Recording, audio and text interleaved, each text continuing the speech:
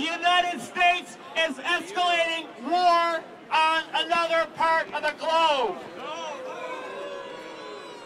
We thought we had enough of this with George W. Bush, and instead we're having another troop surge, over 100,000 troops shortly to be in Afghanistan. What do you think about that? Is this what the majority of Americans voted for last November? Some of us could have told you it was going to happen because, unfortunately, the Democrats have been as much pro-war in this century and the last century as have been the Republicans. President Obama spoke to us, he spoke to the people of Afghanistan, he spoke to the people of the world last night, and he said that they have no intention to occupy the people of Afghanistan. That is not an occupation. Sisters and brothers, that's a lie, and in fact, the occupation is the problem. How many of you, like me, were in Grant Park a year ago, hoping that we were seeing real change? Yeah. There are many of us here who really worked hard, as Ron said, for the campaign and for the presidency of Barack Obama. I am a person from the 60s, so I still have hope that we can change the president's mind. So I worked in 3 months for Obama campaign for before, because he promised legalization for all immigrants. He promised stop the war, bring the troops home. That's what I remember. Now, in the next election, I want to tell any of you voting for Obama, for Democratic, because I say Democratic and Republican is the same. Obama lied and more people will die. Obama lied and more people will die. Afghanistan and the Taliban government was not behind 9/11, did not attack the World Trade Center. So Obama lied when he said and put the blame on the Taliban government in that way. The second lie that connected with that is that the U.S. had every right to go into Afghanistan. It was illegal for the U.S. to go into Afghanistan. Afghanistan did not attack the U.S. The U.S. law says very clearly that the U.S. has no right to attack another country unless the other country attacks the U.S. first. Afghanistan did not attack the U.S., and the Taliban government did not attack the U.S. One of the things that I do is I speak for the veterans who cannot speak for themselves. Some of these veterans who have no voice are dead. They died in the wars, or they came back and died here. The number of suicides among Vietnam vets spiked 35 years ago, and the only reason it declined was because the number of Vietnam vets was dying out. The number of veterans from Afghanistan and Iraq who have committed suicide is more than the number who have been killed in battle. This is our responsibility as citizens to help each other. The fact that the suicide rate among these veterans continues to climb is an indictment of us all. And it's an indictment because our government, the ones that we elected, the ones that we have entrusted with the lives of our children and grandchildren, our brothers and sisters, our husbands and wives, has let us down in so many ways.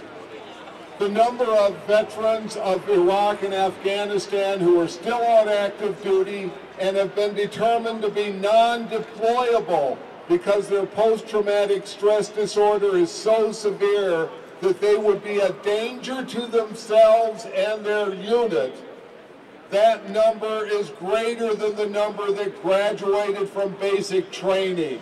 There are fewer troops now to be deployed than there was a year ago. He's increasing the number of deployments by 30,000, which is just going to, I don't know if I can make you understand this, but the Army is broken. The members are broken, the units are broken, the morale is broken. And part of the reason is the training for American troops is to kill without thinking. They go through their training, and week after week they are taught, they are trained that if you think, you are going to get killed. So the veterans who come back are the ones who have successfully killed on instinct without thinking. We saw last night, proving the old adage, truth is the first casualty of war. Well, perhaps the second casualty is civil liberties. We saw this back in Vietnam. We're seeing it here today. How many of you remember the promises during the campaign about repealing the USA Patriot Act, in spite of Senator Obama voting for it? How about the promises about an end to government secrecy, the end to illegal wiretaps, the end of torture? Well, we got extraordinary renditions continuing. Civil liberties are still under attack, and Bob Clark of the Chicago Committee to Defend the Bill of Rights is going to tell us about some of it. I want to mention the civil liberties issues in just a second, but I thought I'd do a couple of numbers with you based on what the President said last night. He said this is not an occupation in Afghanistan. Put the numbers together. You add in the additional troops, at $1 million a head, by the way, $30 billion, 30,000 troops, that's $1 million a head. We're going to have a combined total, U.S., NATO, uniformed military, plus gigantic numbers of contract employees who exceed the number of U.S. uniformed military, making, some people call them mercenaries, making a total of about 250 to 300,000 foreign non-Muslim troops and mercenaries sitting on top of the Afghan population. But that's not an occupation? Bullshit! I agree. Anyway, if you extrapolate that to the United States, it's the equivalent of having 3 million Muslim troops and mercenaries sitting in Chicago and our major cities and throughout our country, straightening us out and telling us how to direct our future. I think there might be a few more people out here today if that were on its way here. Exactly what we're sending in that direction. Now, the President referred last night to the necessity to beef up homeland security and intelligence as a parallel effort to the military escalation. We know what these code words mean. They mean exactly what Andy referred to, the sinister provisions of the Patriot Act and many other pieces of legislation and abuse that need to be addressed. War is the enemy not only of the truth, war is the enemy of civil liberties.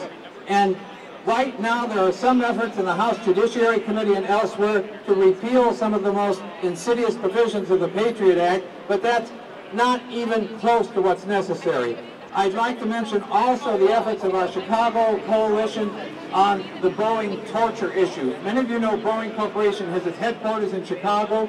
Boeing is complicit in the extraordinary rendition torture by its provision of flight services to the CIA and the delivery of people into the hands of torturers. So we've got a lot going on here in Chicago. We want to fight for the repeal of Patriot Act provisions.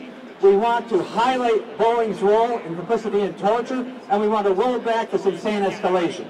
There are funny little echoes on my phone line.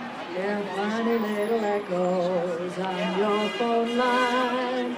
Funny little echoes on our phone lines. The NSA boys still working overtime. Just stop the war, bring back the Bill of Rights now. CIA walking in the middle of the night. CIA stalking in the middle of the night. CIA knocking in the middle of the night. Abduction and torture, you know it ain't right. Just stop the war, bring back the Bill of Rights now.